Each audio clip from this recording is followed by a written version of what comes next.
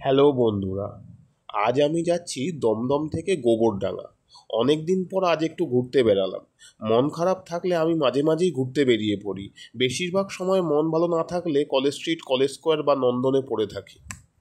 স্টেশনে গোবরডাঙ্গা লোকাল আসতে দেরি করছিল বলে একটু চা বিস্কুট সেবন করছিলাম এবং চায়ের দোকানে বয়স্ক দাদুটার পেছনে লাগছিলাম সময় কাটানোর জন্য।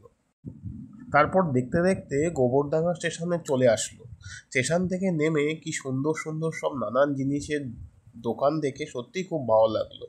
যদিও আমি প্রথমবার এই গোবরডাঙ্গা স্টেশনে এত দোকান দেখে নিজেকে কি আর সংযত রাখা যায়, তাই কিনে নিলাম দু একটা রুমাল। তারপর যথারীতি কাজ শেষ করে পুনরায় দমদমের উদ্দেশ্যে রওনা দিলাম এবং খুব খিদে পেয়ে গেছিলো, তাই হাতে নিয়ে নিলাম দুটো চিকেন রোল। গোবরডাঙ্গা থেকে আজ আমি গেছিলাম বই কালেক্ট করতে। এখানে আনন্দ পাবলিশার্সের শীর্ষেন্দু মুখোপাধ্যায়ের লেখা অদ্ভুতুরে সিরিজের বইগুলো, সম্পূর্ণ নতুন বই এখান থেকে আমি কালেক্ট করেছি। ভালো বইয়ের সন্ধান আমি সবসময় করতে থাকি, এই নিয়েই চলে আমার জীবন।